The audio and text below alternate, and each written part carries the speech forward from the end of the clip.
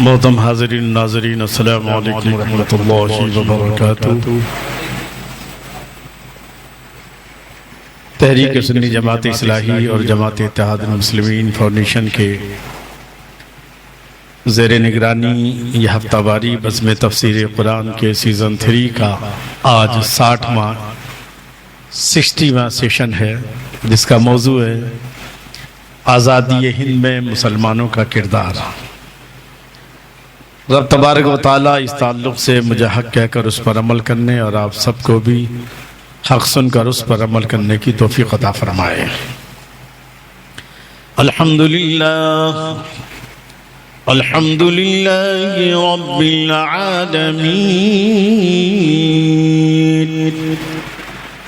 والعاقبۃ للمتقین والصلاة والسلام على سيد الأنبياء والمرسلين وعلى آله وصحابه أجمعين، أما بعد فأعوذ بالله من الشيطان الرجيم، بسم الله الرحمن الرحيم،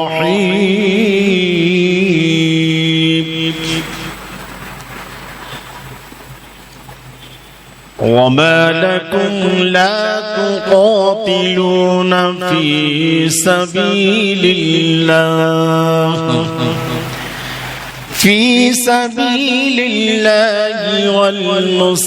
والمستضعفين من الرجال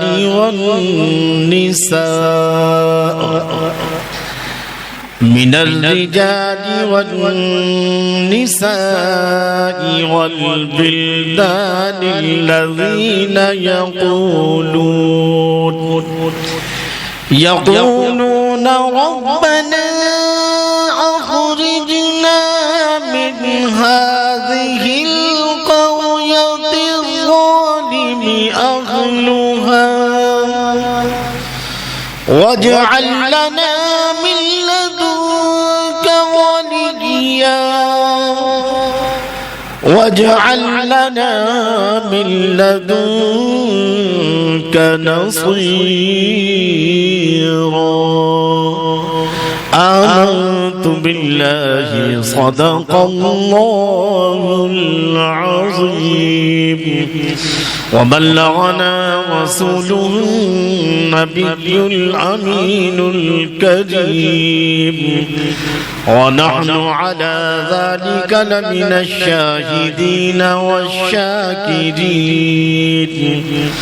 والحمد لله رب العالمين۔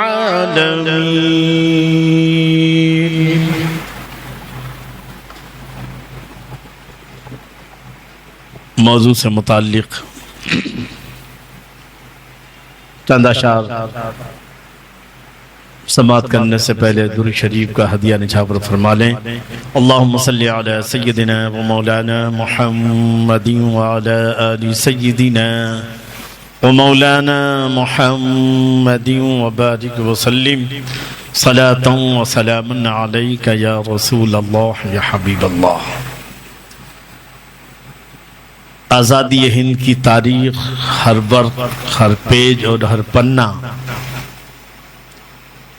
اگر حقیقت میں اس کو سنایا جائے اور سنا جائے تو ہر سطر ایسی ہے کہ خون کے آنسو رلاتی ہے، مگر ہم خود اپنی کہانی بیان کرتے کرتے سو گئے۔ زمانہ بڑے شوق سے سن رہا تھا، ہم ہی سو گئے داستاں کہتے کہتے۔ ہمارے اسلاف نے اس ملک کی آزادی کے لیے کتنی عظیم قربانیاں دی ہیں، میں مکمل تو نہیں مگر اس کی چند جھلکیاں آپ تک پہنچانے کی کوشش کروں گا۔ رلاتی ہے تیری تاریخ مجھ کو خون کے آنسو، اے آزادی ہند رلاتی ہے تیری تاریخ مجھ کو خون کے آنسو، قیامت خیز ہے تیرا فسانہ سب فسانوں میں، قیامت خیز ہے تیرا فسانہ سب فسانوں میں، اور ہمارے خون سے رنگین ہے زمین چمن۔ یہ کسی کے باپ کی جاگیر نہیں ہے۔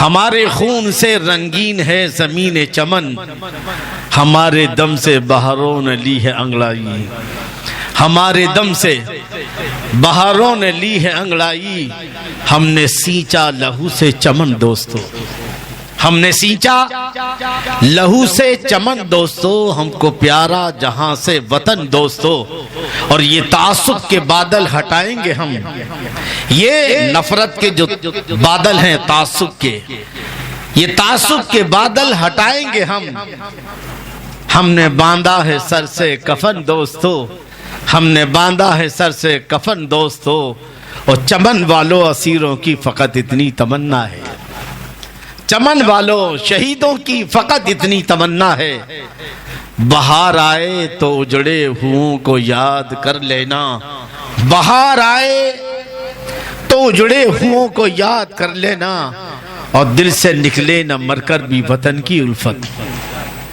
دل سے نکلے نہ مر کر بھی وطن کی الفت، میری مٹی سے بھی خوشبو وطن آئے گی، میری مٹی سے بھی خوشبو وطن آئے گی۔ اور کچھ آج جب اشفاق اللہ خان سے آرزو پوچھی گئی تھی پھانسی سے پہلے، تو انہوں نے کیا کہا تھا؟ کچھ آرزو نہیں ہے، آرزو تو یہ ہے۔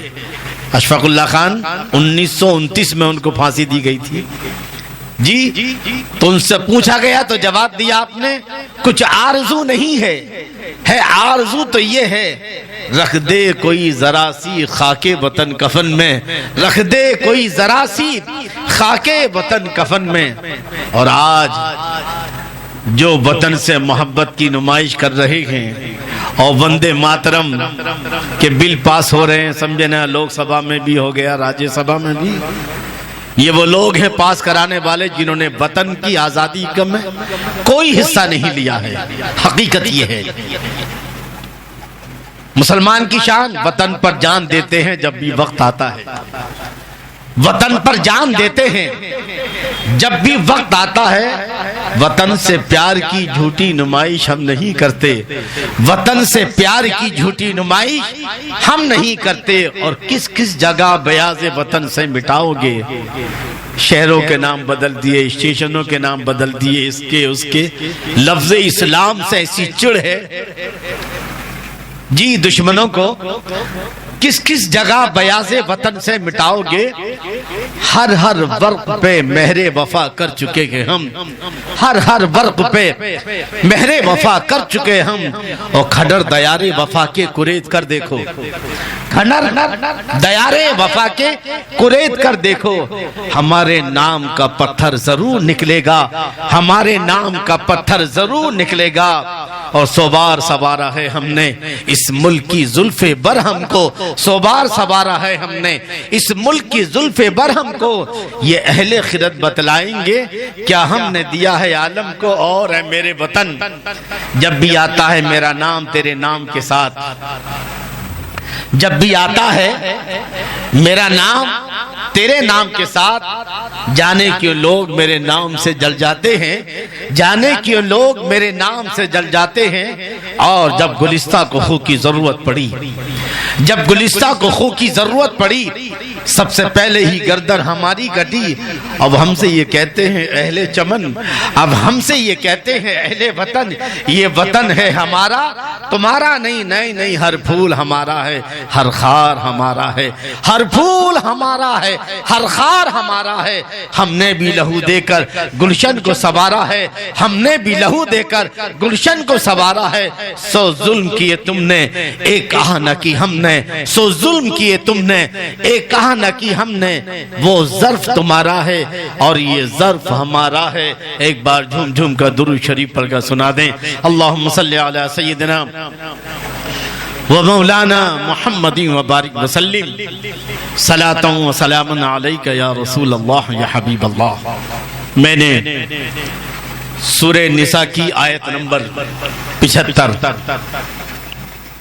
خطبہ مسنونہ میں تلاوت کی ہے، جس کا بیک گراؤنڈ کچھ اس طرح ہے شان نزول کہ جب مکے سے مدینے کو مسلمانوں نے اور اللہ کے رسول صلی اللہ تعالی علیہ وسلم نے ہجرت فرمائی، اب جو مسلمان مکے میں باقی بچے تھے، کمزور، غریب، عورتیں، بچے، وہی لوگ بچے تھے، باقی یا تو غریب تھے جو ہجرت کر نہیں سکتے تھے، یا کمزور تھے جو ہجرت کر نہیں سکتے تھے، یا بچے تھے اور عورتیں ان لوگوں کی کہ جو بچوں اور عورتوں کو ساتھ نہیں لا سکتے تھے۔ اب ان پر کفار مکہ نے ظلم کرنا شروع کر دیا، ان کو قتل کیا، ان کو یہ طرح طرح کے ظلم۔ تو اللہ نے اس موقع پر یہ آیت کریمہ نازل فرمائی اور مدینے کے مسلمانوں کو اللہ کے رسول صلی اللہ تعالی وسلم اور آپ کے ساتھ صحابہ کو مخاطب کر کے فرمایا وَمَا لَكُمْ، تمہیں کیا ہو گیا ہے، وَمَا لَكُمْ، کیا ہو گیا ہے تمہیں، لَا تُقَاتِلُونَ فِي سَبِيلِ اللَّهِ، تم اللہ کے راستے میں قتل و قتال کیوں نہیں کرتے؟ کون سا اللہ کا راستہ؟ والمستضعفین، وہ کمزوروں میں مرد، من الولدان، عورتیں، مرد جو ظلم سے تنگ آ کر اللہ کی بارگاہ میں عرض کر رہے ہیں یقولون ربنا اخرجنا من هذه القرية ظالم اهلها واجعل لنا من لدنك وليا واجعل لنا من لدنك نصيرا۔ اے اللہ، ان مکے والوں نے، ان بستی والوں نے ہم پر بہت ظلم کیا ہے، اے اللہ اب ہمارے لیے کوئی مددگار بھیج دے، اپنے پاس سے ہمارا کوئی مددگار بھیج دے۔ یہ آیت آج سے 1400 سال پہلے جو ہے نازل ہوئی، مگر چونکہ یہ آزادی ہند، یہ آزادی جو نصیب ہوئی ہے، یہ در حقیقت اس میں مدارس اور جہاد کا بہت زیادہ ہاتھ ہے۔ جی، سب سے پہلے جہاد کا فتویٰ دینے والے ٹیپو سلطان شہید رحمت اللہ تعالی علیہ ہیں، دوسرا 1803 میں فتویٰ دینے والے علامہ عبدالعزیز محدث دہلوی ہیں، اور تیسرا 1857 کی جو جنگ ہوئی ہے اس میں فتویٰ دینے والے علامہ فضل خیر آبادی ہیں۔ اور اسی فتوے جہاد کے ذریعے جو ہے گاؤں گاؤں، قریہ قریہ مدرسوں کے بچوں نے، علماء نے، طلباء نے جو ہے آزادی ہند کی آگ کو بھڑکایا ہے، اور پھر اس طرح سے یہ آزادی کی جنگ جو ہے گاؤں گاؤں، قریہ قریہ پھیلی ہے۔ میں نہیں کہہ رہا ہوں، تاریخ بتاتی ہے، اور خود جواہر لال نہرو اپنی کتاب ڈسکوری آف انڈیا میں لکھتے ہیں کہ یہ جو جنگ آزادی تھی اس میں مسلمانوں کا کردار قائدانہ تھا، مسلمانوں کا رول جو ہے، مسلمان اس جنگ کو لیڈ کر رہے تھے۔ اور دوسری بات جو کہی یہ ایک اسلامی جہاد تھا کہ جو مسلمان جہاد، علماء نے فتویٰ دیا کہ انگریز سے لڑنا جہاد ہے، تو گویا کہ یہ جو آزادی ملی ہے یہ اسلام کے جو ہے فلسفے جہاد کے سبب ملی ہے۔ بہرحال تو اس لیے میں نے اس آیت کو جو ہے اپنی تقریر کا عنوان بنایا ہے، لیکن آؤ آزادی کی چند جھلکیاں جو ہے آپ کے سامنے، تاکہ میں پھر تفصیلاً اس پر روشنی ڈال سکوں۔ ایک بار درود شریف پڑھ کر سنا دیں، اللہم صلی علی سیدنا ومولانا محمد وعلی آل سیدنا ومولانا محمد وبارک وسلم صلاۃ وسلام علیک یا رسول اللہ یا حبیب اللہ۔ آزادی میں مسلمانوں کی قربانیوں کی تاریخی جھلکیاں سماعت فرما لیں۔ ایسٹ انڈیا کمپنی تشکیل ہوئی انگریزی 1600 میں۔ آزادی کی تحریک شروع ہوتی ہے 1757 سے، جس میں پلاسی کے میدان میں بنگال کے نواب سراج الدولہ انگریزوں کے ہاتھوں سے شکست کھا گئے اور شہید ہوئے، اور یہ جنگ آزادی کا سب سے پہلا مجاہد تھا۔ کون؟ نواب سراج الدولہ۔ اس کے بعد 1788 میں ٹیپو سلطان نے نظام سے بات چیت کی کہ وہ نظام کے علاقوں کو بحال کرنے کو تیار ہے، اس شرط کے ساتھ کہ وہ انگریزوں کے خلاف میرا ساتھ دیں مگر ٹیپو سلطان کو کوئی جواب نہیں ملا اور آخرکار وہ یہ کہتے ہوئے شہید ہو گئے کہ گیدڑ کی 100 سال کی زندگی سے شیر کی ایک دن کی زندگی بہتر ہے۔ چنانچہ برطانیہ نے ٹیپو سلطان کو شکست دی اور ٹیپو سلطان بہادری کے ساتھ لڑتے لڑتے جو ہے انگریزی 1799 میں آپ شہید ہو جاتے ہیں۔ تحریک آزادی ہند کے لیے شاہ عبدالعزیز محدث دہلوی رحمۃ اللہ تعالی علیہ نے 1803 میں انگریزوں کے خلاف فتوی جہاد جاری کیا اور پھر 1857 کی جنگ آزادی ہندوؤں، مسلمانوں اور دیگر جو ہے بھارتیوں نے مل کر لڑی، مگر 1757 سے لے کر 1857 کے پہلے تک یہ جو 20 کے بیچ کے جو سال کی جنگ ہے، یہ 100 سال کی جنگ یہ آزادی صرف مسلمانوں نے لڑی ہے، کسی دوسری قوم اس میں شامل نہیں تھی، کسی دوسری قوم کا اس میں کوئی حصہ داری نہیں تھی۔ خیال رہے کہ جنگ آزادی کا بغل بھی سب سے پہلے اگر بجایا ہے تو وہ مسلمانوں ہی نے بجایا ہے۔ 1857 کی جنگ آزادی کے بعد 52,000 مسلمان علماء کو انگریزوں نے پھانسی پر لٹکا دیا تھا، بے شمار مسجدیں، مدرسے بند کر دیے گئے۔ اس طرح جنگ آزادی میں کل ملا کر 7 لاکھ مسلمان شہید ہوئے، جن میں 85,000 علماء کرام شامل تھے۔ 1857 کے انقلاب کی ابتدا علامہ فضل خیر آبادی کے فتوی جہاد کی وجہ سے ہوئی تھی، جس کی وجہ سے 60,000 فوج انگریزوں سے لڑنے کے لیے جمع ہو گئی تھی، جس کی قیادت مغلوں کے آخری شہنشاہ بہادر شاہ ظفر نے کی۔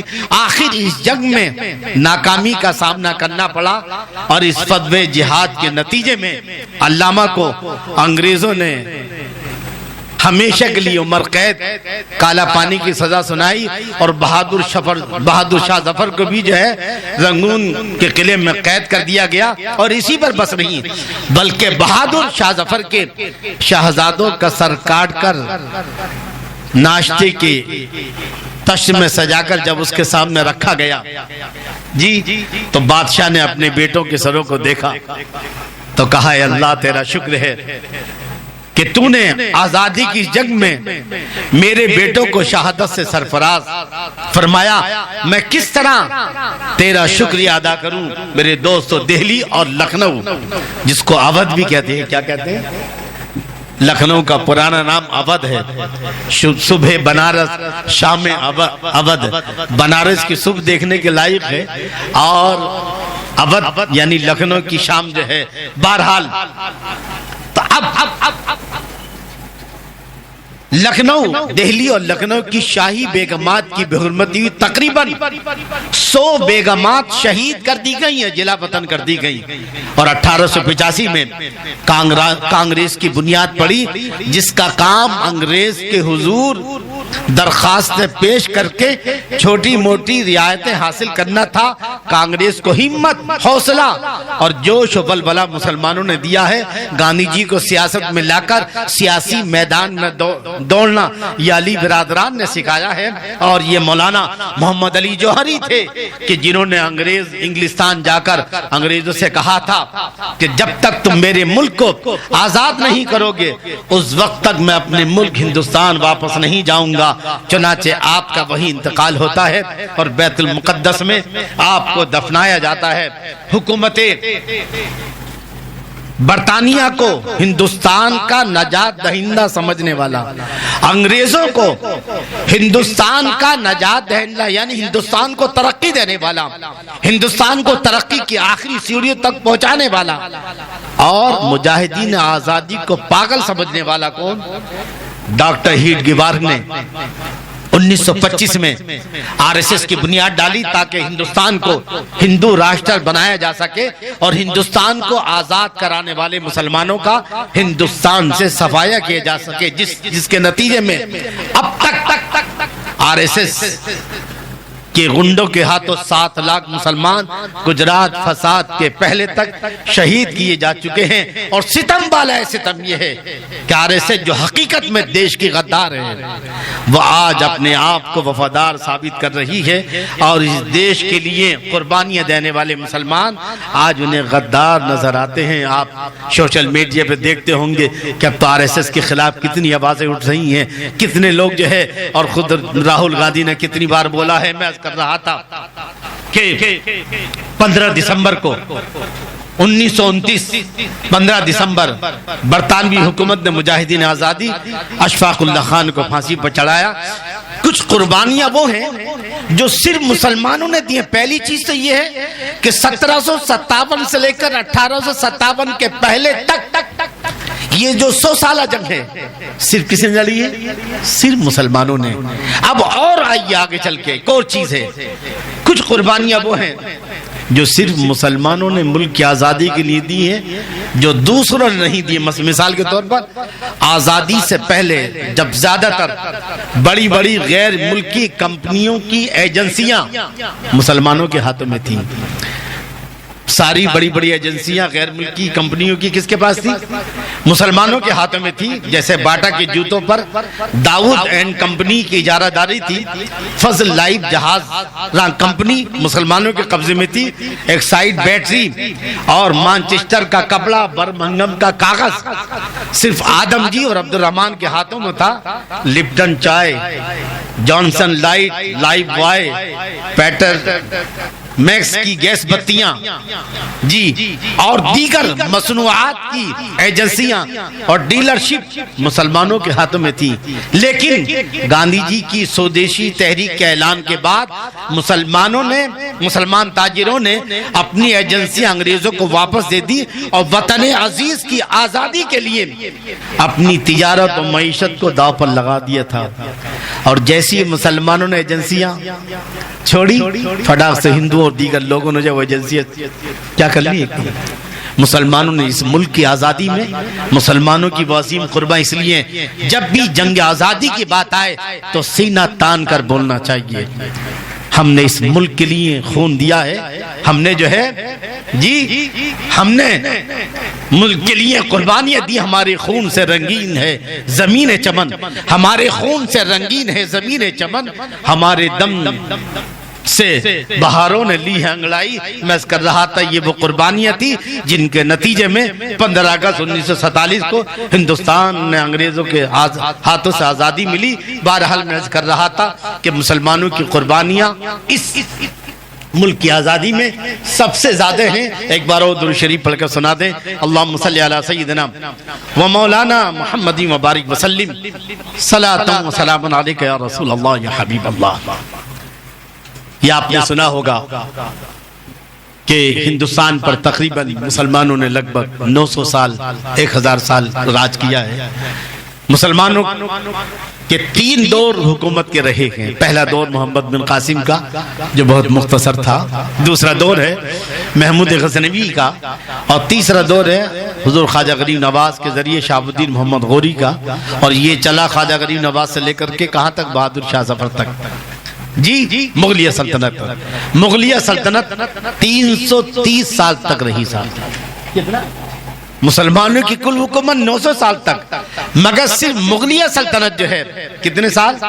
330 سال تک۔ اور مغلیہ سلطنت کے زوال کے 4 بنیادی اسباب تھے۔ پہلی چیز تو یہ کہ اورنگزیب عالمگیر رحمۃ اللہ علیہ کی وفات کے بعد مغل شہزادوں میں حکومت کرنے کی اہلیت کسی کے اندر نہیں تھی جی۔ دوسرا یہ ہے کہ ان کی عیاشیاں، مغل شہزادوں کی عیاشیاں۔ تیسرا یہ کہ تخت سلطنت کو حاصل کرنے کے لیے آپسی اختلافات، اتنے اختلافات کہ ایک دوسرے کو قتل کرنے لگے۔ اور چوتھے یہ ہے کہ عمارتوں پر بہت پیسہ خرچ کیا ہے۔ مکی نہیں بنائے مکان بنائے، کاش مکان بناتے، لیکن اس سب کے باوجود جو ہے کہ تاج محل بنایا، لال قلعہ، فلاں فلاں جتنا بھی ہے، اس سب کے باوجود مغلیہ دور میں ہمارے ملک کی GDP کتنے تھی؟ 25% تھی۔ جو آج تک عالمی ریکارڈ ہے، کبھی ملک کی جی ڈی پی یعنی دنیا کی دولت کا ہمارے پاس کتنا حصہ تھا؟ 25%۔ اس وقت ملک کی کتنے ممالک تھے؟ 300 سے 400 کے بیچ میں اتنے ممالک تھے دنیا پر جی۔ اس کے باوجود 25% جو ہے، اور اس کے بعد جب انگریز آئے تو کتنی پہنچ گئی جو ہے؟ وہ 2% پر آ گیا۔ انگریزوں نے اس ملک کو برباد کرتے کرتے کہاں تک جی ڈی پی کہاں تک پہنچی؟ 2%۔ وہ سارا چوس کے لے کے کہا انگلستان جو ہے، اور اس وقت جو ہے ملک کی جی ڈی پی کتنی ہے؟ 3.5%۔ یعنی دنیا کے پاس جتنی دولت ہے اس کا ہمارے پاس کتنا ہے؟ صرف 3.5 روپے جو ہے ہمارے پاس ہے نا، 100 روپے پیسے جو ہے۔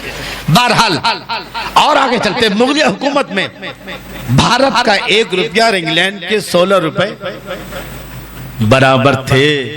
اسی سونے کی چڑیا کو لوٹنے کے لیے ہندوستان کا سفر انگریز نے کیا ہے، اور اس انڈیا کمپنی کے ذریعے جو ہے پھر اس نے اپنے قدم جمانے شروع کیے۔ میرے عزیز دوستو، آئیے تھوڑا سا میں آپ کا وقت لوں گا تاکہ ہم یہ بتا سکیں کہ انگریز نے کس طرح سے اس ملک کو لوٹا ہے، کن کن حالات سے یہ ملک جو ہے گزرا ہے، کیونکہ وہ نقشہ ہمارے سامنے ہوگا تو ہم اندازہ لگا سکیں گے کہ مجاہدین آزادی کی قربانیوں کا کیا مطلب ہوتا ہے، کس کن حالات میں مجاہدین آزادی نے قربانی دی ہے۔ آپ تھوڑا سا نقشہ سماعت فرما لیں۔ ٹیپو سلطان کی شہادت کے بعد انگریز بڑی آسانی سے پورے ملک پر قابض ہو گئے۔ سب سے پہلا ملک سب سے پہلا صوبہ انہوں نے فتح کیا تھا کون سا؟ بنگال۔ بنگال سب سے مالدار صوبہ تھا۔ اس کے بعد پھر انہیں جو ہے یہ میسور جو ہے جی، اور پھر ہندوستان جو سونے کی چڑیا تھی اسے لوٹ کر اس کی تہذیب کو، اس کی دولت کو انہوں نے پامال کرنا شروع کر دیا۔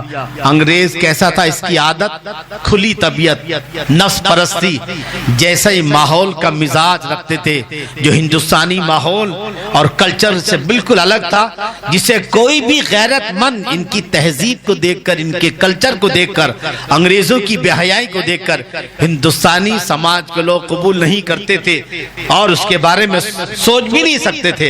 انگریزوں نے ہندوستان پر قبضہ پاتے ہی اہل ہند پر ظلم و بربریت کا پہاڑ توڑ ڈالا، جس کی جو ہے چند جو ہے میں مثالیں آپ کے سامنے پیش کروں گا۔ آئیے ہم سمجھتے چلیں کہ ہندوستان سونے کی چڑیا کی کیسے تھا۔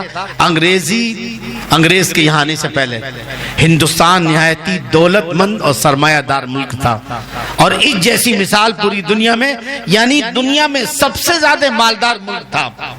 اور ڈاکٹر واکر ایک غیر مسلم ہیں، وہ لکھتے ہیں کہ ہندوستان کی دولت، تجارت اور خوشحالی نے سکندر اعظم پر اتنا گہرا اثر کیا تھا کہ جب وہ ایران سے ہندوستان کی طرف روانہ ہوا تو اس نے اپنی فوج سے کہا تھا کہ اب تم سنہرے ہندوستان کی طرف کوچ کر رہے ہو، جہاں نہ ختم ہونے والے خزانے ہیں، اور جو کچھ انہوں نے ایران میں دیکھا ہے اس کا ہندوستانی دولت کے ساتھ میں کوئی مقابلہ نہیں کر سکتا۔ اسی طرح ایک اور جو ہے میجر ہاسو لکھتا ہے کہ بنگال کے جگت سیٹ، بنگال کے جگت سیٹوں کا کاروبار بینک آف انگلینڈ کے برابر پھیلا ہوا تھا، جو کہ انگلستان کا سب سے بڑا بینک تھا صاحب جو ہے۔ اور بقول کیپٹن الیگزینڈر وہ لکھتا ہے کہ ایک تاجر سمیع عبدالغفور جو ہے سورت کا ایک تاجر سمیع عبدالغفور کا سرمایہ ایسٹ انڈیا کمپنی کے برابر تھا، یعنی جتنا پوری ایسٹ انڈیا کمپنی کے پاس تھا اتنا ایک مسلمان تاجر کے پاس تھا جس کا نام سمیع عبدالغفور جی۔ اور انہی وجہ سے ہی ایک اور انگریز ہے جس کا نام ہے لارڈ کلائیو، وہ تو کہتا تھا کہ ہندوستان کی دولت لازوال دولت ہے، کیا ہے؟ ختم ہونے والی نہیں ہے۔ اور ایک اور انگریز ہے تھارنٹن، ایسی کچھ نام ہے صاحب، وہ لکھتا ہے کہ یورپ کو تہذیب سکھانے والے یونان اور اٹلی، یاد رکھنا جو ترقی ہوئی ہے مسلمانوں نے یونانی علم سیکھے ہیں، یونان سے اٹلی آیا اور اٹلی سے پھر انگریزوں کے پاس آیا ہے۔ یورپ کو تہذیب سکھانے والے یونان اور اٹلی جب بالکل جنگلی حالت میں تھے، توجہ آپ کی، یورپ کو، انگریز کو کیا سکھانے والے؟ تہذیب سکھانے والے یونان اور اٹلی جب بالکل جنگلی حالت میں تھے، ہندوستان اس زمانے میں درجہ کمال کو پہنچا ہوا تھا اور دولت کا مرکز بنا ہوا تھا اس وقت۔ جی یہاں چاروں طرف بڑے بڑے صنعت و حرفت کے کاروبار جاری تھے۔ یہاں کے باشندے دن رات اپنے اپنے کاروبار میں مشغول رہتے تھے۔ یہاں کی زمینیں نہایت زرخیز تھی جس سے خوب فصل ہوتی تھی۔ یہاں بڑے بڑے لائق اور قابل کاریگر صنع موجود تھے جو یہاں کی خام پیداوار سے اتنا نفیس اور عمدہ مال تیار کرتے تھے جس کی دنیا بھر میں مانگ ہوتی تھی۔ پوری دنیا، مغرب و مشرق کے تمام ممالک ان چیزوں کو بڑے شوق سے خریدتے تھے۔ یہاں سوت اور کپڑے اس قدر عمدہ، باریک اور نفیس اور خوبصورت بنے جاتے تھے کہ دنیا کا کوئی ملک ان کی برابری نہیں کر سکتا تھا۔ یہ عالم تھا صاحب، اس کو کہتے ہیں سونے کی چڑیا۔ ہر لحاظ سے یہاں کی زمینیں سونا اگلتی تھی۔ یہاں شاندار کارخانے تھے، کچے مال سے جو ہے شاندار جو ہے بہت ساری چیزیں تیار ہو رہی ہیں۔ یہ جو ہے اس طرح سے، یہ اب آئیے اس سونے کی چڑیا کو کس طرح ملک انگریزوں نے لوٹا ہے۔ تو میں تھوڑا سا نقشہ، اگر کسی قوم یا ملک پر قبضہ کرنا ہو تو سب سے پہلے اس کی معیشت پر قابض ہوا جاتا ہے اور پھر وہ ملک آپ کے قبضے میں آ جاتا ہے۔ لہٰذا انگریزوں کی لالچی نظر نے سب سے پہلا یہی کام کیا کہ تجارت کے بہانے ہندوستان میں داخل ہو کر ملک کی معیشت کو برباد کرنا شروع کر دیا۔ اور سب سے پہلے انہوں نے کسانوں کو لیا۔ کس کو لیا؟ کسانوں کا پر ظلم استحصال کرنے کے لیے لوگوں نے ایسا قانون بنایا کہ کسانوں کو لگان، ٹیکس انگریزی حکومت کو اتنا بھاری ادا کرنا پڑتا تھا، فصل اچھی ہو یا خراب ہو ہر حال میں مقرر کردہ ٹیکس ادا کرنا پڑتا تھا۔ یہاں تک کہ اپنی زمینوں کو بھی بیچنا پڑتا تھا کسانوں کو، اور اپنے گھر کی چیزیں، عورتوں کے زیورات اور اپنی زمینوں تک بیچ کر کے وہ اس طرح سے انگریز حکومت کو لگان دیا کرتے تھے جس کی وجہ سے کسان طبقہ آہستہ آہستہ غربت میں ڈوبتا چلا گیا۔ میرے عزیز دوستو، اور ایک اور وہ کہتے ہیں، ایک اور غیر مسلم میں وہ لکھتے ہیں کہ لوگ یہ کہتے ہیں، بہت سارے لوگ کیا کہ سلطنت مغلیہ اور دوسرے بادشاہوں کے زمانوں میں جو لگان ادا کرنا پڑتا تھا انگریز کے زمانے میں وہ اس کے مقابلے بہت کم لگان ادا کرنا، کچھ لوگ یہ کہتے ہیں۔ اور میں سمجھتا ہوں زیادہ تر وہی لوگ ہوں گے ہندوتا کٹروادی جو ہے، لیکن تاریخ کی روشنی میں سمجھے آپ جو ہے کہ 1817 میں بمبئی برطانیہ کے زیر حکومت آیا۔ کب؟ 1817 میں۔ اور اس وقت حالت یہ تھی کہ جو بھی حکومت تھی مغلوں کی، اس کے حکمرانوں کی طرف سے صوبے کے تمام کاشتکاروں کو، کسانوں کو لگان میں سے صرف 80 لاکھ ایک سال میں ادا کیا کرنا تھا۔ کتنا؟ 80 لاکھ جو ہے۔ اور اس کے بعد طریقہ کیا تھا کہ جو بھی پیدا ہو 1/4 یعنی اس کا چوتھائی حصہ ادا کرنا ہے۔ اگر فصل اچھی ہوتی تو حکومت کو بھی فائدہ ہوتا، اور اگر فصل خراب ہو رہی ہے تو حکومت، یعنی کیسا بھی جو بھی مال آپ نے حاصل کیا ہے کاشتکاری کے ذریعے اس کا چوتھا حصہ اچھا مال ہوا ہے تو حکومت کا بھی فائدہ، کاشتکار کا بھی فائدہ۔ اگر کم ہوئی ہے فصل تو حکومت کا بھی نقصان، کاشتکار کا بھی۔ لیکن جب یہ انگریز آئے تو انہوں نے اس کا برعکس کاشتکاروں سے سالانہ ایک مقررہ رقم انہوں نے وصول کرنا شروع کر دی۔ اب چاہے فصل خراب ہو تو انہیں مطلب نہیں، فصل اچھی ہو کوئی مطلب نہیں، کاشتکار اس قابل لگان دینے کے ہے کہ نہیں، پر اس کو جو ہے ان کو لگان ادا کرنی ہے۔ تو 1817 میں، اب آپ اندازہ لگائیں، یہ بمبئی کی بات ہو رہی ہے، یہاں کے آس پاس کے کسانوں کی، کہ جبری لگان کا طریقہ اختیار کیا جس کے نتیجے میں پہلے کیا تھا 80 لاکھ، اور اب جو ہے 1823 میں لگان کی تعداد بڑھا کر 1,50,00,000 کر دی گئی۔ کتنی؟ یہ جھوٹ بولا جاتا ہے کہ مغلوں کے زمانے میں لگان بہت زیادہ تھی، انگریز نہیں بلکہ مغلوں کے زمانے میں جو ہے کتنا 80 لاکھ، اور یہاں جو ہے انگریزوں کے زمانے میں کتنا 1,50,00,000 ہو گئی، سمجھے نہیں؟ اور اس طرح سے 1875 میں لگان کی کل رقم ملائی جائے تو 4,80,00,000 یہ عالم تھا میرے عزیز دوستو۔ اب صوبہ بنگال کو لیجئے آپ جو ہے، صوبہ بنگال کا جو آخری نواب تھا اس کے زمانے میں یعنی 1764 میں جو لگان ادا کیا جاتا تھا 81,75,500 روپے تھا، مگر ایسٹ انڈیا کمپنی نے بڑھاتے بڑھاتے 1794 میں 2,68,00,000 وصول کیا۔ کتنا؟ 2 کروڑ۔ اور اس طرح سے آپ اندازہ لگائیے کہ اس طرح سے انہوں نے جو ہے یہاں کی معیشت کو کس طرح جو ہے ہر طرح سے تباہ برباد کیا، اور پھر جو ہے دن بدن جو ہے یہ تو تاجروں کا معاملہ تھا، اب آئیے اس میں صنعت کار کو، یہ تو کسانوں کا تھا کہ انہوں نے لگان کے ذریعے سے کسانوں کو پورا برباد کر دیا بھارت کے۔ اب جو صنعت کار تھے وہ جن کی جو فیکٹریاں چلاتے تھے، جن کی بڑی بڑی فیکٹریاں تھی، اب انہوں نے کاشتکاروں کی بربادی کے ساتھ انگریزوں نے ہندوستانی صنعت کو بھی پورا برباد کر دیا، اور نتیجہ یہ ہے اتنا برباد کیا کہ خود جو ہے ایک انگریز لکھتا ہے کہ سوتی کپڑا بننے والوں کی ہڈیاں ہندوستان کے میدانوں میں بکھری پڑی ہیں، یعنی جو ہے سب کچھ برباد ہو چکا تھا، سب کچھ جو ہے۔